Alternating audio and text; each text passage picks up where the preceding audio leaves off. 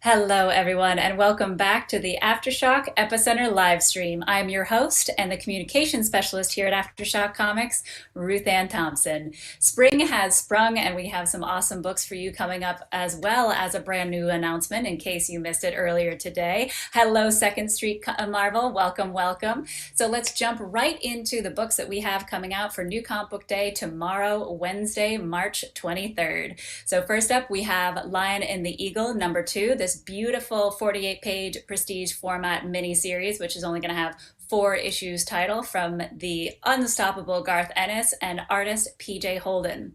So in this issue, the battle begins in earnest as the British unleash a barrage of high explosives on their enemy, and the intense Japanese courage comes face to face with the fury of the Gurkhas. But a change in command sees the Chitit's mission change from offense to defense, and soon the British unit is surrounded and fighting for survival against increasingly heavy odds in this very intense and well portrayed story of very personal violence in this specific place for World War II. So this will be in shops tomorrow, as well as the finale of Maniac of New York, The Bronx is Burning, with issue #4. This continues the story from the incredible writer Elliot Kalan and artist Andrea Muti. And this is the opening day at Yankee Stadium, and you can do the math on just how much damage Maniac Harry can do here. So we have our civil servant turned angel of vengeance, Gina Green, who is determined to make this her final showdown with the Maniac. But can she finally destroy the monster that's haunted her all these years? And how much of New York will she have, will be left to burn to make it happen?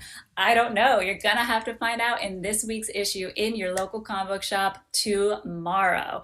And coming up as well in just a few days, we have another happy hour this Thursday on March 24th. So make sure you pour yourself a drink and join me at 5 p.m. Eastern with the incredible creator Ryan Parrott. You might know him from his work with us on Oberon, Volition, as well as the wonderful title Dead Day that's also being turned into a show on Peacock.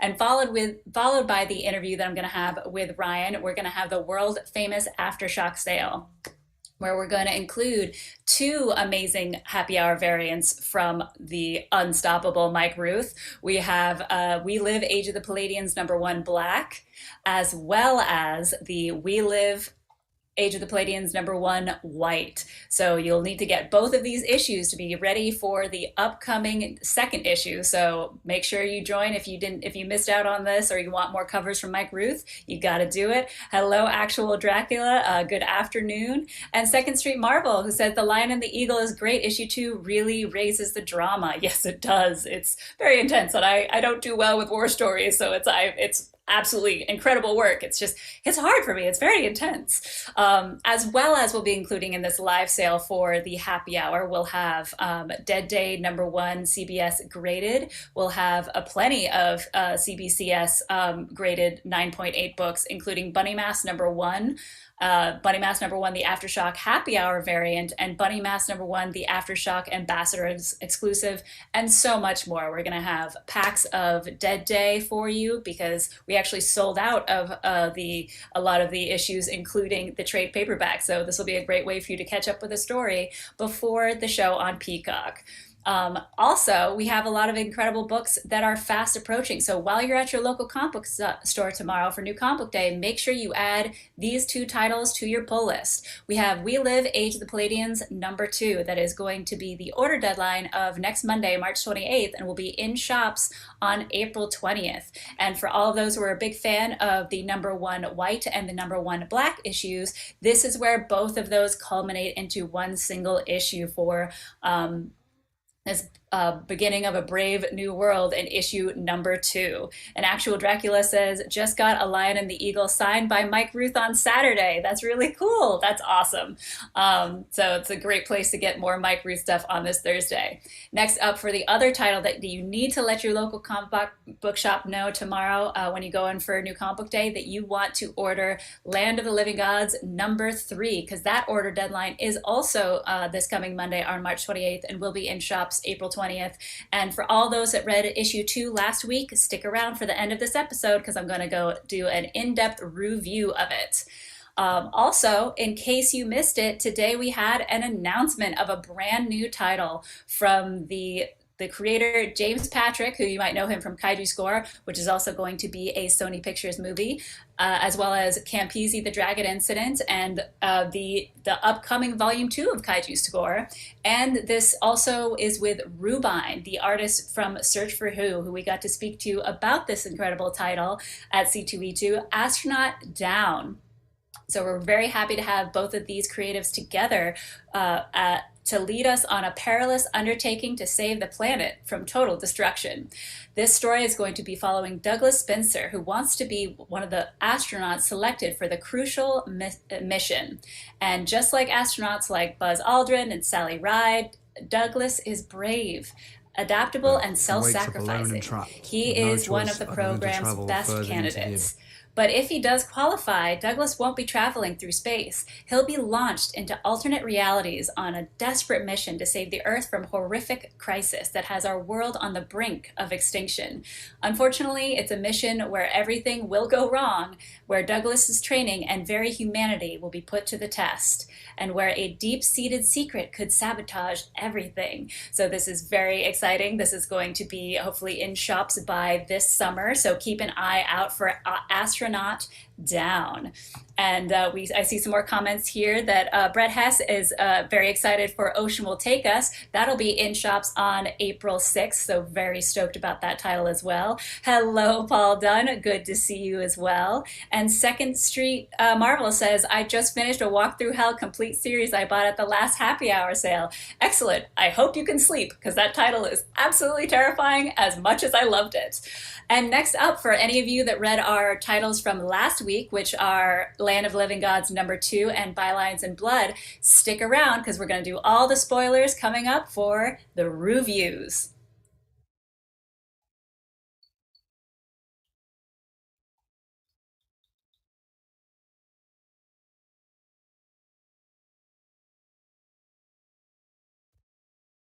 Welcome back. We always like to do that nice warning for anybody who did not read last week's title. So I'll be focusing on Land of Living Gods #2, as well as Bylines and Blood #3. I would love to hear what you all are thoughts on those two titles. And Paul Dunn, if you're still here, I just saw your comment of that you can't wait for A Calculated Man. I'm also so excited for that Paul Tobin title. It's just, mwah, it's going to be excellent. So first up, let's talk about Land of the Living Gods issue 2 that just came out last week for New Comic Book Day. And I cannot get enough of this title, having Isaac Mogajane as well as Santos together collaboratively doing this story that's so beautifully mixing in South African lore, including a lot of South African languages as well. It's very fun getting some of the language definitions and that kind of stuff. It's wonderful. Oh, Paul Dunn, excellent. I'm glad that you are sticking around to discuss these. So I'd love to hear everybody's thoughts on Land of the Living Gods #2. So we started off with Nadeli and her savior, but also captor, Kalo, where we actually have a beautiful moment where she tells the story of and the history of her mother and where she came from. So this actually brings up more questions for me, because her mother was actually in this blessed land and did something while she was there to be cursed out and kicked out by her people, and found by her Nadeli's dad. So I'm not sure if she's his biological child, or maybe if her mother was pregnant before she left, which could explain Nadeli's coloring and her purpose in this story. And now we travel to Sorepa, which is the first big city we've seen since we left where Nadali has been growing up. And we're being brought in front of the leaders of this specific city, which are very into the spirits and all that kind of stuff. We actually see what looks like it's about to be a human sacrifice, but just wait, it's fine. He's alive, so that's good. I was very nervous for a second there. I'm sure a lot of you readers were as well. And Andrew Uemasa, one of our ambassadors, is here. Says it came out along with a second print of #1 for those who missed the first print of #1. Yes, thank you for that reminder as well. So that actually worked out very well last week to have issue 1 and 2 at the same time, in case anybody missed the #1 issue. So we are now left in this city of Sarepa, and I'm hopeful that these two leaders who are as engrossed in the spirits will also see how important her mission is to go to the land of the living gods and beg for them to help heal this world. And yeah, this just the artwork of this and every single issue that just brings more to life in this just expansive world is so wonderful. So very much looking forward to issue number 3, which again is going to be FOCing this coming Monday on March 28th. So let your local comic book shop know that you want to add it to your list. And next up for the reviews is Bylines in Blood number 3. Cannot get enough of this Lady Dick. I love the beginning of this issue where it's basically like an old school comic strip that's basically her mind while she is unconscious after getting savagely beaten by the crooked cops that are on Wilkes's payroll. And another thing that I really like about this story is that she has a wonderful and supportive family. So her family in the past did not know about her current occupation of being a private detective, but as her mom is a doctor and this is the hospital she was taken to, her roommate basically had told her mom everything while she was knocked unconscious. And as frustrated and scared as her mother is about her new vocation, she is also supportive because knows that her daughter is just trying to do good and help people. So this is another part I very much enjoy of whenever you have supportive family members, because they exist. They really do. And so now I love this in this issue particularly also because we see a lot more of Satya's drive, her honor and tenacity and where it comes from. We see more of her past while she relives some of her best memories of her old editor, Denzin.